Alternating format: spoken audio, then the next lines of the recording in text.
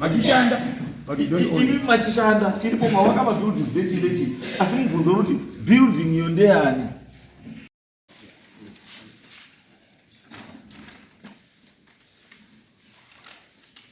Saka wakauya ndiwanani? Wakauya ndingati pana akambodaidza kanzera. Vakadaidza kanzera ndio wakatanga kutaura navo. Ivo vacho vanonzwa nani? Organization here, munhu here akauya kunozvharai madoors. Ndiani? Anotaura pawakataura ini ndaarisipo. Wakadaidza kanzera vari munhu. Ndiwa mamangarira. Amamangarira masambuko. Masambuko ndiwa mangarira. Ndo vakanga vaina vakasotana naishe vakasona. Wagomana uyai muone zvaitaka television Utindi TV yasata Utindi TV yaba kanjanda uyai kani muone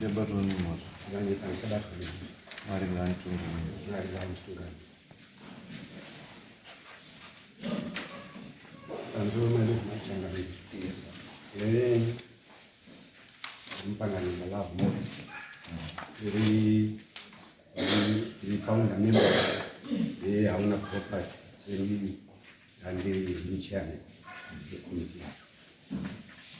She condition kuti akaita kuti takati 1983 takafungira afundi World Vision kati itivakiro dzimba sezvo iyo yakanga iri yaitora vapweri kutsvagira mafriend pachikoro cheNyasanza ikati zvakanaka tokuvakirai tikakumbira pane makombi mairi akati akabva kwaRuda achidzika kumadziro village nemwe yakazwa kubva kwanhikudzika kumaraini kwavo tokubva vambogara tikati chakutsvagirai ground 83 82 ndopakaya pane hauna dot point status.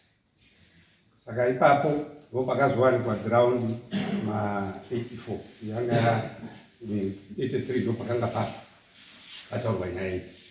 84 ava vakati kuti tikuvakirei kuti tione kuti munoda chinhu ichi munofanira kunge muri munoita basa rese remaoko kuti tione chokwadi munoda chinhu ichi. Saka zvakaipo kuti pane vakamemba dzakavhorondiya vakatakura mavhu, matombo, zvidhina zvikakanyiwa zvikacherwa nemafoundation akavakwa mablock mairi mauna growth point. Vakwa mablock mairi aya akanga ari mablock ekuti anenge achizokwe kuti vamai ava vakanga vari kurikura vamachiti vatakafundirana vaizoti vanogona kuzoona zvokuita kusona kana kuti kudii kana vari varumewo vachigona kuita kapeni hauna community property ari masabhuku vanhu vanga vachibva mumasabhuku 7 growth point yanga isati yavakwa. Iyo building iyo ndiyo yakava yekutanga kuvakwa mugrowth point yarunzi growth point. Saka zvakafamba aimboda kumbosenzeswa paita mushini vanhu vaizotadzisa kuti vakanga vari kutadza kuteerera nemushini pamwe isina kuna kupapasa magetsi zvikamira zvakazofamba zvizosvika pakuti mabuildings aya akazoona vanenge vachizogona kutomborendesa. Saka isisu waimbepo pane komiti yaimbepo yakanga iri nasanya mudunhu vamwe vakazoshaika kushaika kwavakazoita vakazosvika pekuti mapepa achiwanikwa haana kuzowanikwa mapepa akanga ari mazera ndokuzobvepo taakuzosvika patifambire mabuilding pandakanga ndavepo inini kuenda kukanzuro ikati zvinhanizvi maka panzojekesa toipangidza neplan ataveso uyu kazoendawo kuworld vision kati vanhu vati vari mabhuku iwo atatoreiwa toatakapachini kanzo rikati okay nemamwe nemwe ndipanangana mastendi mairi nemwe stendi yanga ine mapharmacy stand oisidzidzira yaka 78 waeko vari kuchipa ikazobva ikazosvika nana 1980 pakazova pashedi ndokubva vanengekera vari papo vakazobva vaibva vazotorwa kuenda kudheri pakavakwa dheri saka yakazosara ichingoti ndefamasi ingosenza ichibva yazosenza pamwe chete neiyi yecommunity saka zvakafamba ikagadzirisa mapepa okukanzwa kuti kana tikafambira kazosvika kupuwa imwe stendi yacho lisi imwe yacho mablock mairi lisi yanga isati yabuda nenda yekuti chakazoitika kukanzwa pane nhingi yakaitika yekuti vakanotora nhambo dzepablock vakabiwa nekunopuwa mamwe mastendi angasauka kusvika kuti lisi ibude zvikanzi haiti kubuda nenda yekuti manhingi aya manhingi mastendi mairi aya nhamba dzecho dziri kusenzeswa dzikapuwa kunombo kazvinozodini ngezvazvokupera zvokutaura nokutiswa plan tara ndokuzoeka makatora nhamba mizoisa sei iyi yanga iri parking pasina saka makazoisa nhamba sei ava vanoramba vaine nhamba dzavo saka nini mastendi ndiwe nhamba dzacho dzingoripo saka imi kanzo muzogadzirisa kuti muklezi tareu uru avazoona kuzoita zvoita saka akamira akadaro but mani kanzo ari kusikana marasoti vanhu vatengeisi raikatifambe kuzosvika musi wa27 takazozwa masoko kuti pane vanhu vazouya vakasvika pari paofisi yekanzo vachiti maproperty taakutora nenda yekuti wati mene zvakataurwa ipapo takahatisipo saka mukataurwa vanga wadi ndokusvika vanhu vaya ndokosvika maproperties kuya takaisa vanhu vari kudini matenants vari kubhadhara dzine mari dzataakusevenzesa dzatakazosenzesa kuripeya mabuildings iwaya kuti weye hapana mari yaipinda akanga akuwara madzoo zvese nechine mascreen tikabvedza zvese nemarofu tikazobvazvo tikazopedzisira tashingirira kuti tiise magesi tikaisisa magesi block iro kune imwe shedi yakanga yapera kuti tikawaka imwe shedi tikazoyazve tikawaka toilet nemvura zvese izvozvo zviripo tizobvapo mune vanhu takatibatsira kudhibhuko takazokati vanhu vaichera mvura nemugomo kupinda mudhibhi tikazova tikawataitorera mvura kubva kurwizi rakatora at least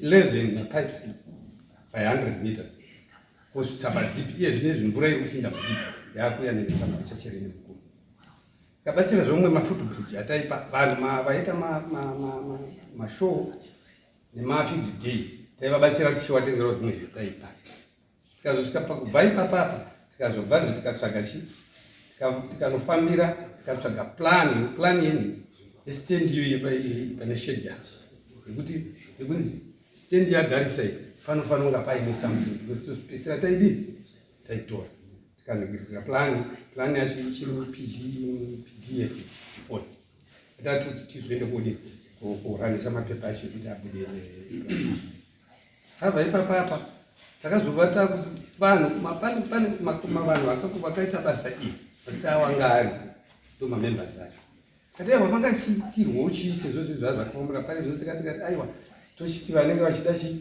nguru toti umwe akapuhwa nguru ruzoti kana turikwapawo ndo zvazviripo zvatangisa kuvepo izvo papa nenguru dzinosvika 16 dzobva chiti kumashure maizvozvo tichenge tichiona kana mari ichiwanika vamwe vanoda kuita huku dzemazai wopuhwa vamwe vanoda kupuhwa chitsuro chichengeta tsuro wopuhwa vamwe ndizvo zvinhu zvatakanga tambotaura kuti tata kutanga kuita but pakazouya vamwe vanotaura kuti 27 vekukwanza varida kutora zvinhu zvakasvika vanhu ava hatina kuvaona hatina kutaurana tozobvunza kuti moda kuzonikirira sei ngakuti titaurana hapana kutaurana vakavaipo vanhu vaya vakabva vaenda kubva vanogara varamatenensi kana usawape mari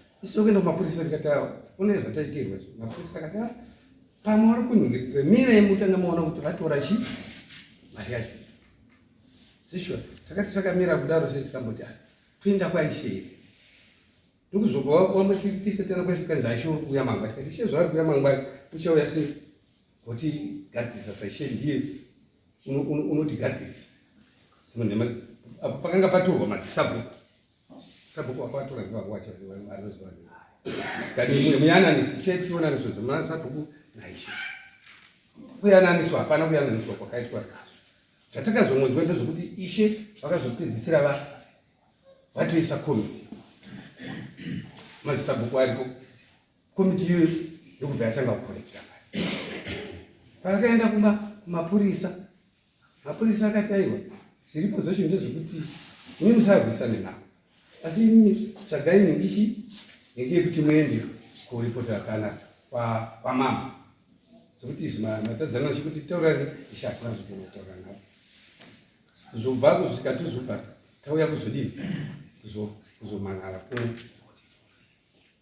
ishe ndozvikaiti. Okay, ndinobvunza pamutora nenyaya membership yedistrict masabhuku ari mamembers here edistrict masabhuku mamembers akazve mumamembers akapinda patiti first anga semamembers zvavapinza semamembers kuti tifambidzane pamwe nawo nguva takatanga newevision manhingi anga asingadi maningi kuishe ishe hatina kumbozvera takambobva kwataka zvakaita 83 because mukona zvaakaisa nyaya ndakaita ndekuti imini pamakatanga district makarejiswa as an organization here or what makarejiswa sechii anyway are you registered anyway munonzi chii isikamani hauna community property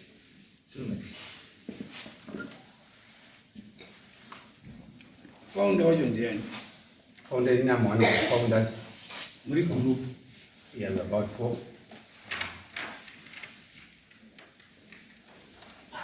This is your constitution.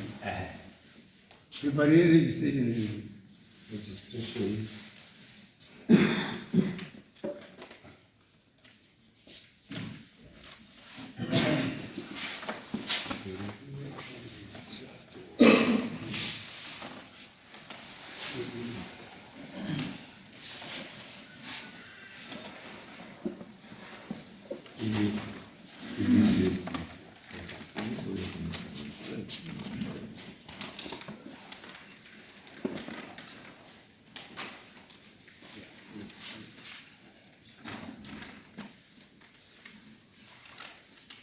Saka wakauya ndiwanani vakauya ndingati pana vakambodaidza kanzera vakadaidza kanzera ndo vakatanga kutaura navo ivo vacho vanonzi vanani iorganization here munhu here akauya kunozivharai madosi ndiani anotaura pawakataura inini andahanisipo vawakadaidza ndikanzera vari munhu ndiva mamangarira amangarirwa masabhuku masabhuku ndiva mangarira ndo vakanga vaina vakasotana naishe vakasotana izwe nyaya ine yasikilirwa because handikuti yamuda kuestablisha I am trying to establish kuti pamakapiwa mabuildings amuchipiwa nemastands nechii muchizviregister as hauna community properties constitution yani properties and hauna community properties and is this a registered organization because what you only have here mungori nechete lease with option to purchase of which have you purchased this land kumkanzo makatenga makatenga sana anotengwa secommunity rimwe racho rakatenga muzopaduza ndikuti pamakatenga kanzo kuti kanzo izvitengeserei and you should be a registered community organization CBO you should be CBO a community based organization county faith based organization ndiwe church asatenga apo kuti murutika this is hauna community and this should be registered as a CBO a community based organization kana kuti trust kana kuti trust ine founder yestructure ine board members vanga varipo mafounders vanga vakaita zvimufounder vakatanga asi kuningiri apa yanga isati sikuti kwayanga yada kuenda kuregistrar must respond and yeah, No, this thing about, I think it comes with to come clear out of the Nyaya. Could you go back today so that you register this thing? Chiti legal. Cheat legal. Because as long as the Chakata is this is not You know legal. abuse which. Oh. It's not legal because I'm not any, you're not registered anyway. As if I'm going to be very young to make constitution as a group. And it's Munai. Mune membership in as a group. And it's Munai. And it's Munechi. But you are not registered anyway as a CBO. And it's Kanama registered now as a CBO. And it means with you, Munwese and it's a and membership. And as Painichi, board of trustees, The founder. Nema founders in this thing. Because it's a constitution, the reason why we are not planning on what I'm going to say, is because they've realized that this thing is not registered anyway. And it's not owned by anyone. It's not Ashnamu. Machishanda. But you don't own Even it. Machishanda, she put my work buildings, Lechi. As in Fundoruti, building you there. Zakanyoko. Apaka mwenzi haona community. Zakanyoko. Those are not for much. Could apana pamaka register. What you manage to do? Yeah, maka it up as they say. This is membership here, our community members. Fine. This is our properties farmers. Fine. Our community properties constitution. Fine. And then the next thing we're going to say, move by the register. We're going to go on this. With the option to purchase. And but now that my building Zimbabwe, which is one World Vision. This one. And World Vision is but community. And because you wait to go but the CBO. And to show the CBO, but talking about the money. This is register. CBO ingairejestwe kuti izikane kuti ma founding members ndeaya, ma members ndeaya, board of trustees ndeiyi, chinhu chinooperata sei? Pakaita problem tinobvunzani akarejestwa. Akamuna pane nyaya. Saka zvachiti magadzira mapapers ese ndee preparation for registration. But the registration proper haana.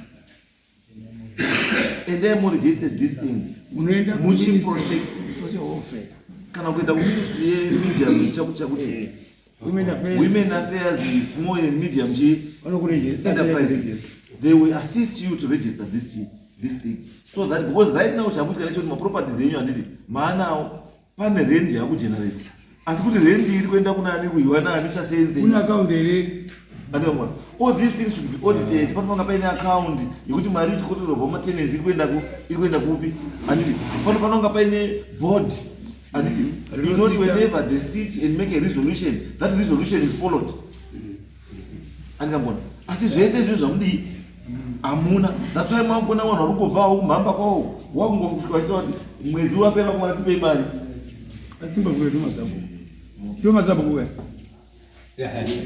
kuti mimi masabu murupinda apa simba nekusvika mivharo muchitora mari iyi yechinoakayabipi anomirira ngasi mukati simba racho vakaroona. I'm sorry, Changani. Yes. Izvo zvinyorwa tipei toni Foto chemuisa registration.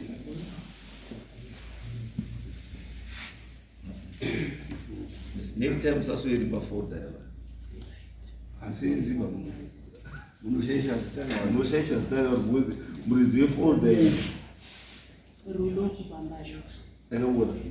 Murizive office iyi. Akaona maya nefaya rake kwandiri anoti.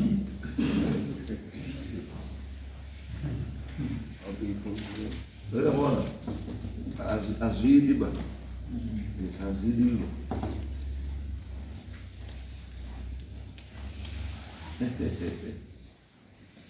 Yeah.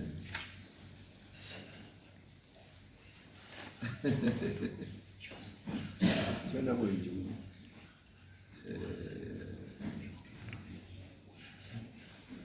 Ini unozani? Ini ndo love movie panga. Love more Mpanganye. Mpanganye. You are not even a board member akakuti mkishukia. Awani structure wao. Structure.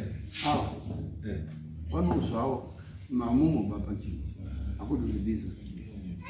Structure ipi? Extraordinary is why extraordinary meeting of the board of our community properties May 12, May 2025 at our council sub office. Present. Akamuza nalishi extraordinary meeting of the board. Mawaji of the board. Present Mbodu John Samanga, headman, chair. Samuel Nyasanza, village head. John Lori, village head. Cecilia Mboto, village head, representative. Alfred Danama, village head. Morris P. Gweshe, village head. Clever Saukwindi, village head. Melody Maziro, village head. Kupambarira Rudo, minute.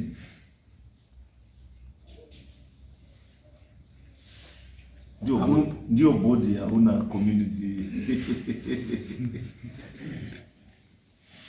Hiyo Alisa inakani. It's not about this. Mwewe ngotore. Is this another with ngotore nantoka ndimshoka mukanwa. Pandani to this thing is not registered. As long as it's not registered, anyone can hijack that thing. Choma chatoita chani. Chaki. Already ndabvunza kati board of directors atazvitaurira tikati pauda board of directors ari riri kupi handiti makaregister CBO kupi letter of registration chimbori ani arifana kunga chirisibva mari ndiani ichienda kupi do you have an account or what hapana akamona ndizvo asa warutoti tinechi board of the same when we are not there you. But you are registered as well. Yes. Where is your registration?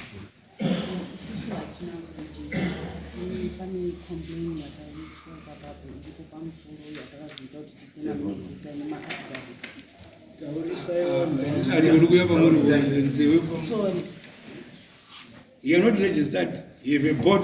A board rechi. A board reaona community property. No. Chinotanga is registration. The registration process includes the board members. I don't declare your government. What of it? I must say, you will be board members. You are not registered because you don't even have a constitution. Saka murukalira na chinechi ndonye mudoto avanacho imuruchidawo ndonye ira bashimba seems not registered. Pane complaint iripo yemadani rwachi. Yes, pane complaint iripo musi wa 21 April 2025. But my question now is, why is the chairman of this community properties thing not a board member? If he is the chairman of our own community properties, yes, why is he not a board member?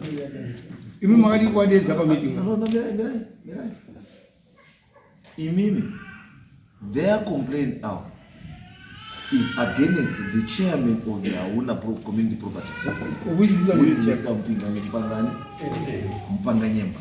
And then my question is, why then Mr. Mpanganyemba Kadari, a chairman of this Auna community properties? Why is he not a board member? If previous. Saka asina uzoiswa konokuti masabuku ndo akapa chichemo chekuti chichemo chiri papepa ipapo. Wachipa kunani? Wachipa kunaishe. No, it's like let's go back to stage 1 achievement.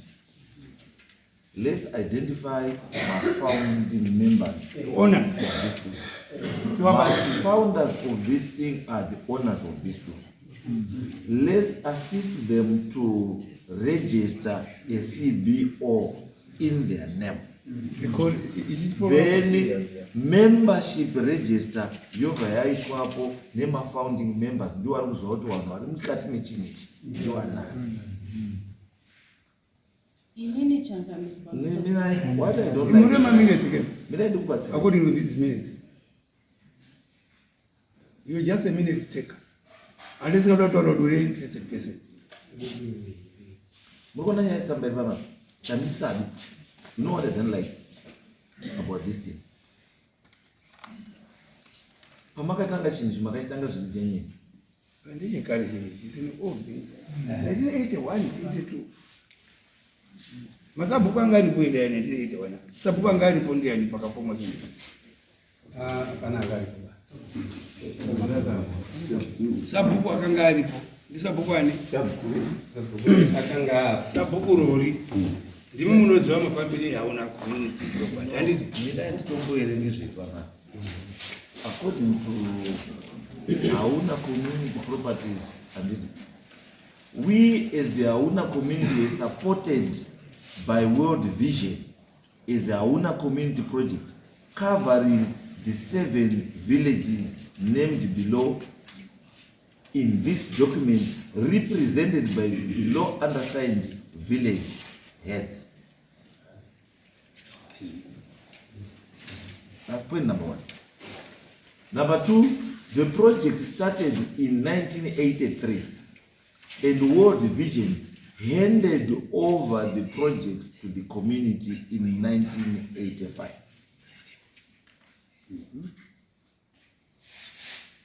Standard. That's standard. Andrew, World Vision supported the community by building the structure and also providing pipes for Gunyai water projects to Madziro village and also Chingaire water village, projects.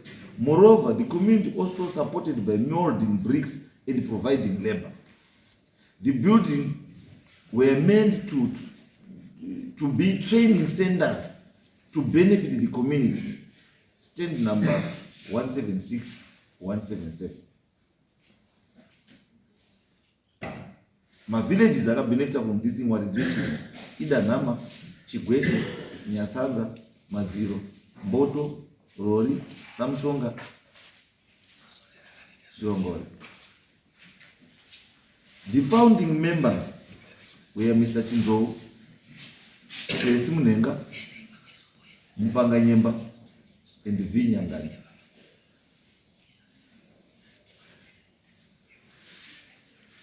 The above written information is true. My village heads are not Idanama, Chigweshe, Madziro, Nyatsanza, Nechi. Don't for side. Don't for side to pass out. Saka must revive founders in government. So the complication with this thing, Deputy, this thing is talking of villages and not individuals. Yeah. It's a project that was meant to benefit 7 villages with no specific names. So what it means the founding members are the 7 villages.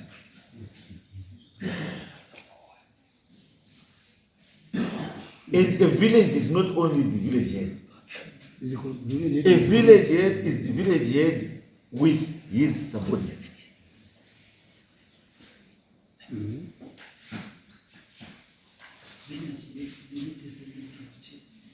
Village head anorepresenta chi, anorepresenta chi, his community.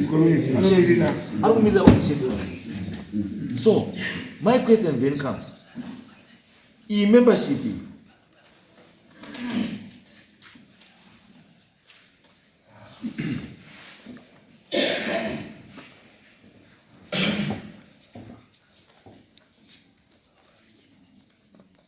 In a register.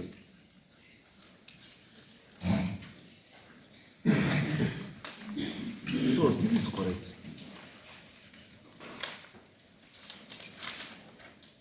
This membership here una community. Iri kutaura nezve 96 members. And 96 members, we are talking of 2, 4, 6, 8, 10, 12, 14, 16, 18. 18 members from Boto village. Then another 11 members from Madziro village, Rori village, that's 9. Then Nyatsanza village, Nechi, 1 warizwe chinwa, ndio wana register. It's not all villagers. Ndio present.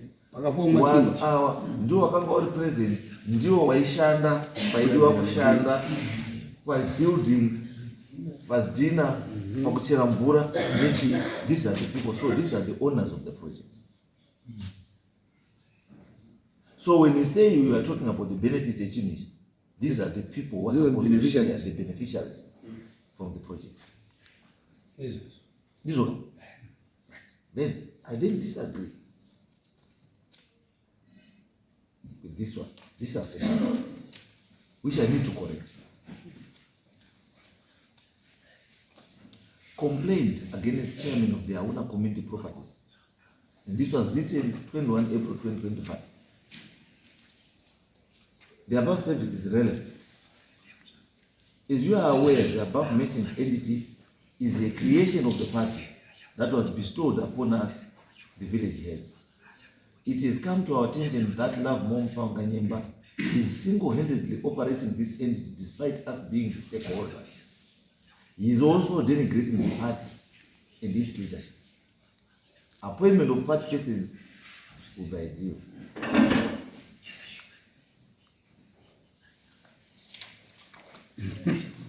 Community trust.